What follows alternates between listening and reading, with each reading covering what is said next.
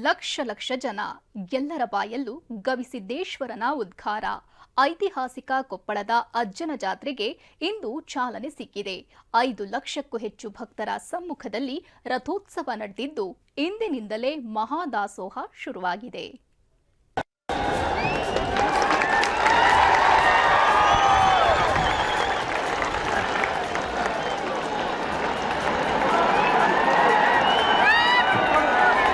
ಕಣ್ಣು ಹಾಯಿಸಿದಷ್ಟು ಜನಸ್ತೋಮ, ಎಲ್ಲಿ ನೋಡಿದ್ರೂ ಕಾಣ್ತಿರೋದು ಭಕ್ತಸಾಗರ.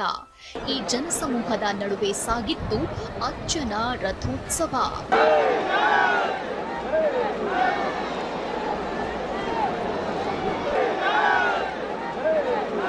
ವೇದಿಕೆಯಲ್ಲಿದ್ದ ಗಣ್ಯರು ಧರ್ಮಧ್ವಜಾರೋಹಣ ಮಾಡ್ತಿದ್ದಂತೆ ರಥೋತ್ಸವ ಸಾಗಿತ್ತು. ನೆರೆದಿದ್ದ ಲಕ್ಷಾಂತರ ಭಕ್ತರು ಜೈ ಗವಿಸಿದ್ದೇಶ್ವರ ಅಂತ ಜೈಕಾರ ಮೊಳಗಿಸಿದ್ರು.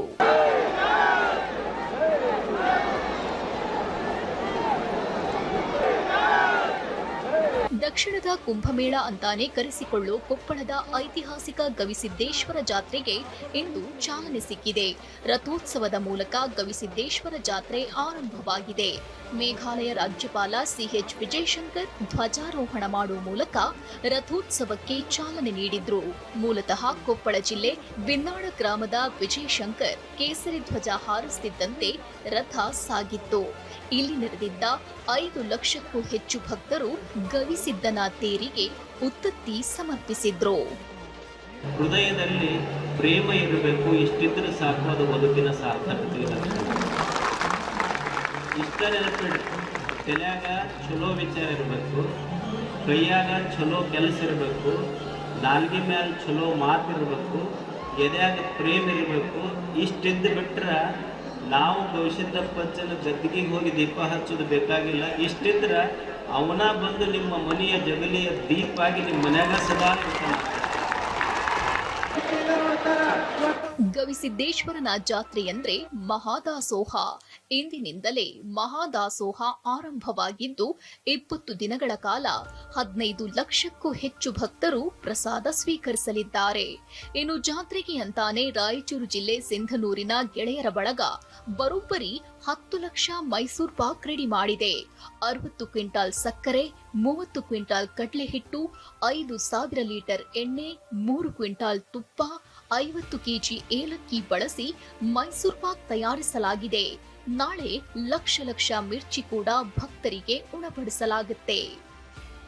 ಈ ನಾಡಿನ ಜನತೆ ದಸರಾ ನೋಡ್ಬೇಕು, ದಸರಾದ ವೈಭವ ನೋಡ್ಬೇಕು ಅನ್ನೋದಾದ್ರೆ ಮೈಸೂರಿಗೆ ಬರಬೇಕು. ಒಂದು ಜಾತ್ರಾ ಮಹೋತ್ಸವದ ವೈಭವವನ್ನು ಕಾಣಬೇಕು ಅಂತೇಳಿ ಬಯಸೋದಾದ್ರೆ ಬೇರೆ ದಾರಿಲ್ಲ, ಕೊಪ್ಪಳಕ್ಕೆ ಬರಬೇಕು. ಭಕ್ತರ ಸಂಗಮ, ನಂದಿಕೋಲಿನ ಮೇಳ, ಶ್ರೀಗಳ ಆಶೀರ್ವಾದದ ಮೂಲಕ ಗವಿಸಿದ್ದೇಶ್ವರ ಜಾತ್ರೆ ಆರಂಭವಾಗಿದ್ದು 20 ದಿನಗಳ ಕಾಲ ಮಹಾದಾಸೋಹ ನಡೆಯಲಿದೆ. ಶಿವಕುಮಾರ್ ಪತ್ತಾರ್, ಟಿವಿ9 ಕೊಪ್ಪಳ.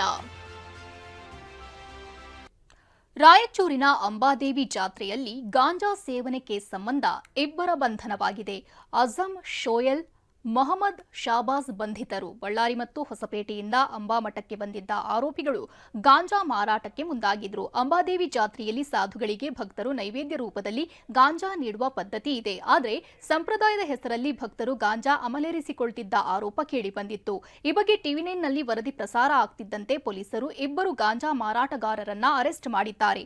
ಬಂಧಿತರಿಂದ 1,10,000 ಮೌಲ್ಯದ 1 ಕೆಜಿ 100 ಗ್ರಾಂ ಗಾಂಜಾ ಜಪ್ತಿ ಮಾಡಲಾಗಿದೆ.